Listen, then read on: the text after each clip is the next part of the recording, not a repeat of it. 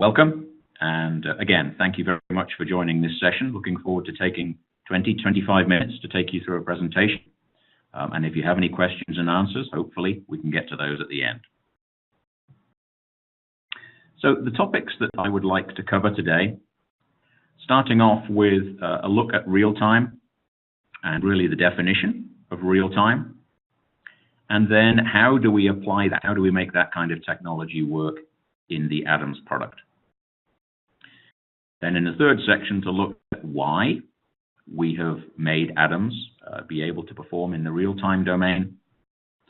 And then to finish on our coupling to a new member of the MSC family, VRES. Very exciting opportunities there, and I'd like to cover some of those as I wrap up the presentation. So let's start with the definition of real-time. Many people think of real-time as very fast, very quick. And while that is often the outcome, it isn't actually the requirement. The definition of real-time can be stated like this.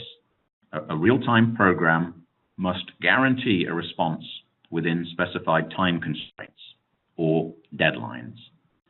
And the two most important words in this sentence here are guarantee and deadlines. So the simple fact is that you must be able to provide answers to a problem at a certain frequency or time step, which is the deadline. There's another way that you can look at a real-time requirement. And we say that the ratio of the event time to the elapsed time or the simulation time must be less than or equal to 1. In other words, if the event you were running in Adams was 20 seconds, you must be able to solve that 20-second event in 20 seconds or less. In other words, the elapsed time. Now, the concept of being able to solve a real-time problem it's really multidimensional. On the one hand, you've got the size of your time step or time constraints, or we're calling them deadlines. That might be every second, it might be every 10th of a second, it might be 100 times a second, or even 1,000 times a second. Then you've got the complexity of the Adams model. What kind of entities are in the model? What kind of components are you modeling? And how complicated are those? And there's also the event itself. So I show here an automotive example, but this is a vehicle running down a smooth highway.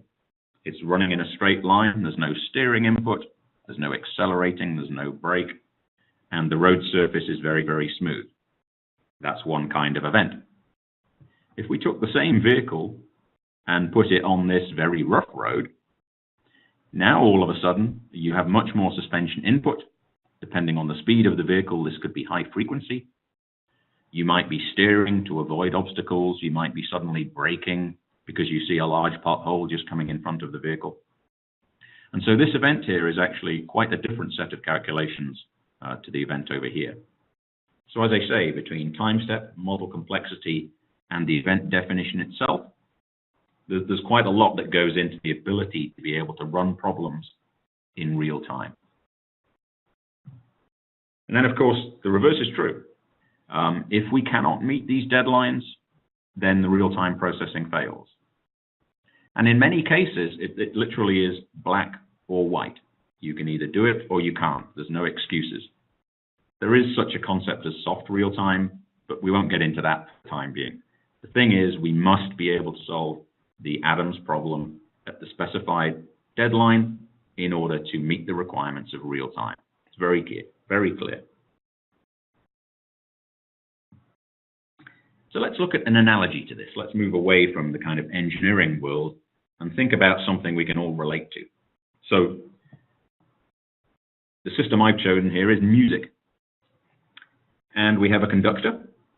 And the conductor's primary responsibility is to maintain the pace and tempo of the music so that the orchestra can follow his lead and all play in time.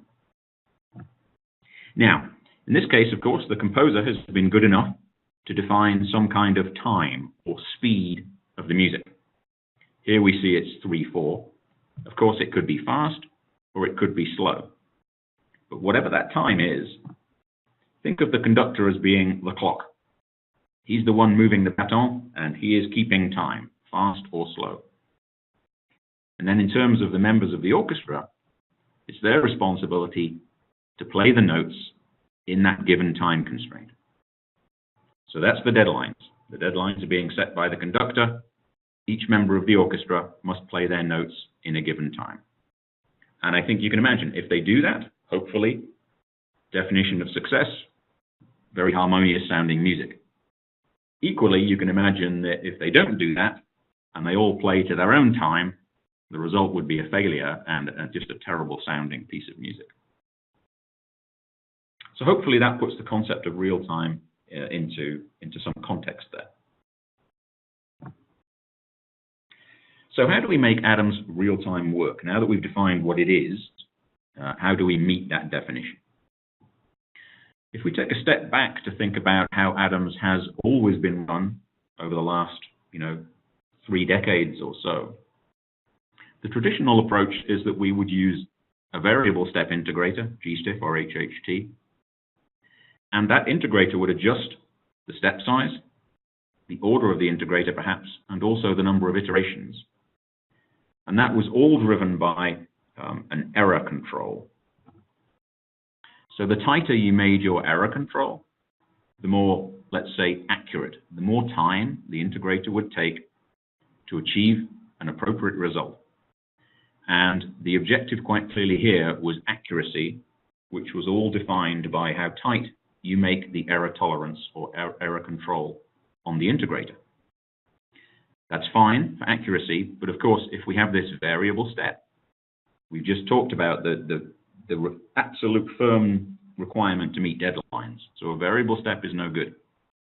We have to look at our integrators now in a different way. And we've taken those same integrators and we've rewritten them to be fixed step. So you can still use your favorite gstiff or HHT, but now you make a different selection and you apply a fixed step integrator. This uses a constant step size to solve the problem. And the objective here is meeting those deadlines. You have to be able to solve the problem in time. Now, you can probably imagine that if you have to meet some deadlines and the problem is very difficult to solve, you're probably going to end up with something that is less accurate. You don't have this error convergence, this error tolerance being set up here to achieve accuracy. You have to run through the problem in a certain amount of time. So you may have to trade some accuracy for the ability to solve the problem and meet the deadlines. Not every time, but sometimes. And it's up to the analyst to convince themselves that if there is any impact on accuracy, that the real-time model is still relevant. It's still appropriate for the problem you're trying to solve. So that's going to be the responsibility of the analyst. And in order to do that, we've given the analyst some control over some parameters that previously you wouldn't have been interested in with a variable step integrator. So here are our deadlines defined as T1, T2, T3. This could be any period of time. But within those deadlines, we are giving you, the analyst, ability to control the number of integration steps, a parameter we call H ratio, between each of the deadlines. And then inside each integration step, the number of predictor-corrector loops that you would run. And we call this the fix-it parameter. So you take your model, you have control over these two key parameters here, and you run the model to see if it can achieve the time step. If yes, good. Maybe you can introduce another integration step. If no, then you'll have to play with the number of integration steps and or the fix-it parameter so that you can achieve these deadlines.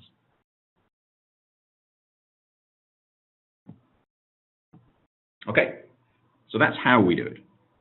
Let's look a little bit here about the rollout of real time. So calendar year 2017 has been the year that we've introduced real time. We will have 3 releases of Adams this year. It's unusual to have that many, but primarily it's driven by our desire to roll out more and more real-time functionality. So at the beginning of the year with 2017.1, this was released in March, we came out with the real-time integrator that I've just described, and also support for the concurrent simulation workbench. Concurrent have a workbench environment which hosts hardware-in-the-loop activities. They also provide a real-time operating system called Redhawk, and so we've ported to that RTOS, and our models can be run on the simulation workbench if you use concurrent hardware. In the middle of this year, in July, we came out with the second release of Atoms, which included the model fidelity management. I'll talk about that in a moment. And also, the model fidelity management. At the end of this year, in December, we will come out with tunable model export, and also we intend at least support on DSpace. So this is an alternative to the concurrent environment, DSpace, real-time operating system, and hardware for HIL work. Also, we hope to be able to launch our first release of the coupling between Atoms and VRES. VTD is a virtual test drive product, a very capable, very extensive product that we'll be coupling with, and I'll talk more about that at the end of this presentation. So 3 releases through the year. We've made 2 of them, 1 more to go before the end of the year. And let's look quickly then at the kind of things that we've just released or will release by the end of the year. So, model fidelity tuning. I mentioned before that the ability to run in real time involves the size of the deadline or the time steps, the complexity of the model, and the event. And so if you have the high fidelity offline model, it's possible that it will not be able to solve to meet the real-time demands that you have. So we have to find a way of reducing the complexity of the model so that it is still a native Atoms model. It's using Atoms elements, it's in the Atoms environment, it's being solved by Atoms, but it is something that can meet the real-time demands. And so if you have flexible bodies in this derivation of the model, it might be that you have to do something different with those flexible bodies. I don't mean make them rigid. That's one option, but it might not be realistic to still have an accurate model. So we will provide tools for rigid bodies. More about that in a moment. Just purely and simply, maybe the number of degrees of freedom. If you have hundreds and hundreds or even thousands of degrees of freedom in this model, you may not be able to solve it at the frequency that's required. So we might have to simplify the level of detail. And so some of the things that we're doing to help the user achieve this quickly and accurately, we will have an application utility that can take a flexible body, and in general, in the Atoms environment, these are modal neutral files. So this comes from a finite element analysis, and it provides some definition of the flexibility of components. So we will take that and we'll come up with some simplified equivalent. It still needs to have the right compliance and perhaps damping as well, but it doesn't have all the level of detail associated with this modal neutral file. So we'll come up with an equivalent compliant body. Likewise, anti-roll bars. Many users model these as a series of discrete beams, which is fine, a very accurate way of modeling it, but it can consume many of the degrees of freedom of the model. So what we've done is provide a utility, and this came out in the 17.2 release in July. What this does is run this highly detailed anti-roll bar on a test rig offline, and it replaces it with an equivalent, which is basically a couple of bodies coupled by a torsional spring in the middle. Still gives the same roll rate, but something much simpler, much quicker to solve. And then tires. Tires, of course, as I'm sure you're all aware, if you're vehicle modelers, can be very complicated components. We have a utility that can take third-party tires, can take custom tires of the customer, and can convert them into PAC 2002 which is one of our internal tire models, but of a fidelity that can run much more quickly. Still capture the characteristics, hopefully, and again, the user has to confirm this, but capture the necessary characteristics in a component that runs much more quickly. So the model fidelity reduction for tires and for anti-roll bars is already available. It came out in summer of this year. And then by the end of this year or early next year, we hope to also roll out the flexible body conversion tool. So this enables you to get from this very high fidelity offline model to something that can meet your real-time requirements. The other thing we're doing by the end of this year is what we call a tunable model export. So what we want to be able to do is expose some of the modeling parameters for adjustment in the real-time domain.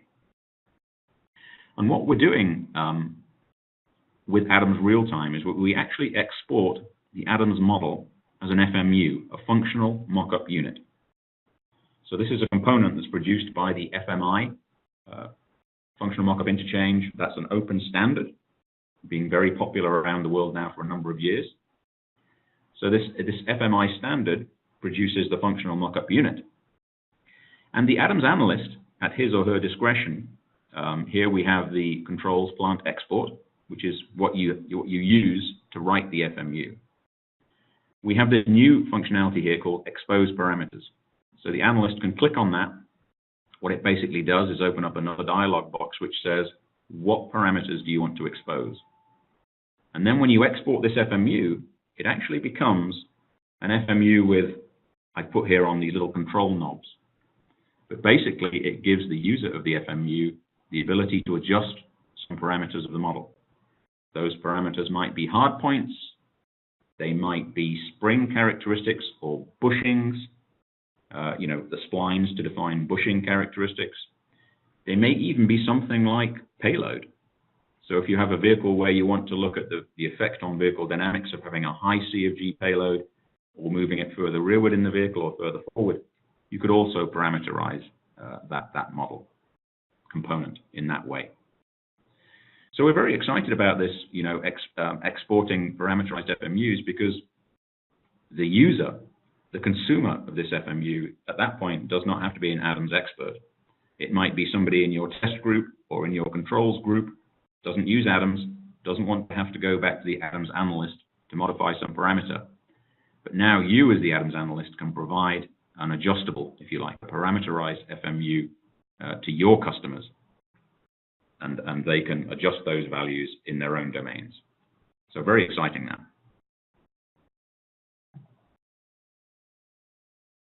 Now, of course, we are also working in parallel on solver performance.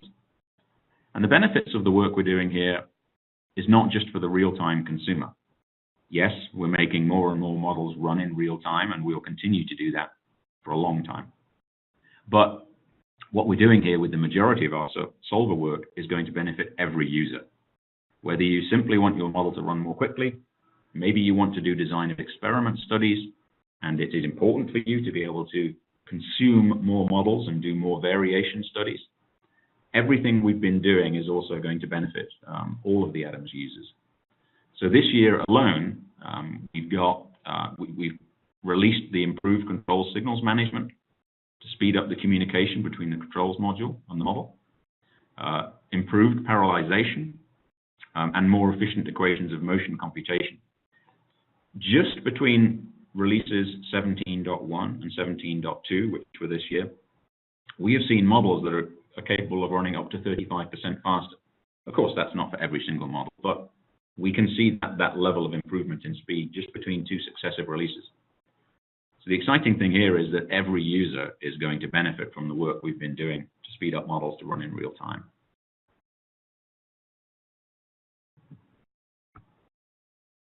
So why are we doing it? What are the kind of typical applications for Adams real time? I'm sure many of you are familiar with these acronyms: software in the loop, hardware in the loop, ADAS, autonomous. A lot of work is going into these areas, not just in the automotive industries, but in the aerospace industries, in the industrial machinery industries. Everybody's getting more and more involved in these technologies. And frankly, a real-time computational speed is necessary when combining virtual models with hardware components. So when you have hardware in the loop, typically you'll have some kind of communication frequency that's going to be defined by a hardware component. The model has to be able to keep up with that. So let's look at a couple of examples and we can see how Adam's real-time could be used here. And I'm going to take a hardware in the loop application and also a driver in the loop, a driving simulator, which is like a subset of HIL applications. So hardware in the loop. And I'm going to look at a very common challenge that automotive OEMs have, and it's transmission shift quality. So I can use this example model here to demonstrate. I'm sure you're all familiar with a car that is accelerating, changing gear. And when it changes gear, you get a fore-aft acceleration. As a driver or passenger, you feel you're being thrown forward in the seat and then pushed back into the seat. Depending on how big that acceleration spike is, it can be quite unpleasant, quite uncomfortable. And it makes you very aware of the fact that the vehicle is changing gear and maybe not doing it with, particular refinement. Now, if it's a sporty car and it's banging into gear very hard, that may be acceptable. But a more refined vehicle, you want to tune the way the transmission will shift, depending on how hard you're accelerating. And in order to do this, we can use a hardware in the loop system. So half of this system is in the hardware world. So what you would do is take your engine and the transmission to be used in the vehicle and couple it to a chassis dynamometer. So this is the hardware piece. And then on the computer nearby, you would have the Adams full vehicle model. This is your Adams real-time model. And fundamentally, obviously it's a bit more complicated than this, but fundamentally what you would do, start up the engine, and on the output of the transmission, you would measure torque.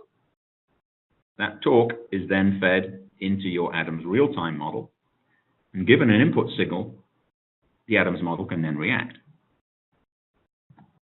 What it then does is say, given the torque and the way I'm reacting, I'm going to send a speed signal back. This is the vehicle speed, goes back into the dynamometer, which can then adjust the load on the engine and transmission here to maintain the appropriate vehicle speed as indicated by the Adams model. And so basically what happens here, this loop, this is why it's called hardware in the loop. Here's your hardware, and there's a loop of information that goes to the model. The model takes that information, solves, and sends information back to the hardware domain. This loop runs continuously. Now, I did say before that Adams real-time, the definition of real-time is not necessarily fast, but we are required to run this loop here at 1,000 hertz, which basically means we're solving the Adams model 1,000 times every second. 1 millisecond is our deadline or our time step. So it's running quickly. And the output here that we're interested in is the fore-aft acceleration predicted by the Adams full vehicle model. This gives an indication of the forces on the driver and passengers as the vehicle changes gear. And then you can look at the control philosophy here for gear changing, and you can adjust that and re-predict this fore-aft acceleration to tune the performance of the gear shift. That's one application, hardware in the loop. Let's look at a driving simulator then, and how can Adams real-time be used in this world? Sure, you're all familiar with driving simulators. So let's start off at the big end. Here's a very large driving simulator, which is actually at use in the Toyota Research Center in Japan. This has the ability to, in the fore-aft direction, to move 35 meters, and in the lateral direction, up to 20 meters. And to give you an indication of the scale, this dome here is large enough to put a car inside. And here it is. Now, this vehicle's not running. You're not exercising the vehicle inside the dome. What you do is you connect sensors up to the steering wheel and to the pedals and to the gear shift and maybe some of the other controllers. And then this hardware here is connected back to your virtual model. We'll see that in a minute. At the same time, inside the dome, they have a 360-degree projection screen, so you can see out the front, out the side, out the back. And then when you start interacting with the vehicle, putting it into gear, accelerating and steering, then the whole system starts to move forwards, backwards, sideways, tilting, twisting, to give the driver the impression that they're in the vehicle. So let's look at an application of Adam's real-time to manage the movement of such a structure. So here we've reduced the scale a little bit, but not really the complexity. This is a driving simulator where the cabin of the vehicle is supported on a 6 degree of freedom hexapod. So this mechanism here on the red base plate will give you 3 translations and 3 rotations. Additionally, the base plate is mounted on air bearings, and there are 3 long stroke actuators, which gives you additional XY movement and also yaw, or twist around the vertical axis. So we have all the degrees of freedom here that we had in the previous, much larger simulator. And we'll connect it to our Adam's real-time model. So when the driver enters the cabin and starts the simulation, he's going to be interacting, he or she is going to be interacting with the controls, selecting a gear position, accelerating or braking, and turning the steering wheel, as is basically described on the video screen in front of them. They are going to be driving around a test track or a racing circuit or downtown Ann Arbor, somewhere like that. So this information is fed to the Adam's real-time model, and now it can react. It has input signals. And immediately, it needs to send back information to the simulator in terms of some combination of position, velocity, acceleration to control the motion, and also a feedback, a steering torque to the steering wheel to give the driver a feel of how the vehicle is responding through the steering system. Once again, this application needs to run at 1 kilohertz or 1,000 times a second. And here we need a much more detailed vehicle model. It needs to be able to respond in 3 dimensions. It has more channels of information, more channels of export. So, this is a significantly greater challenge than the gear shift quality example I showed previously, but still possible.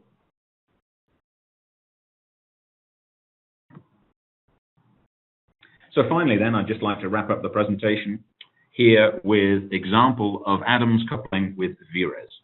This is VRES Virtual Test Drive.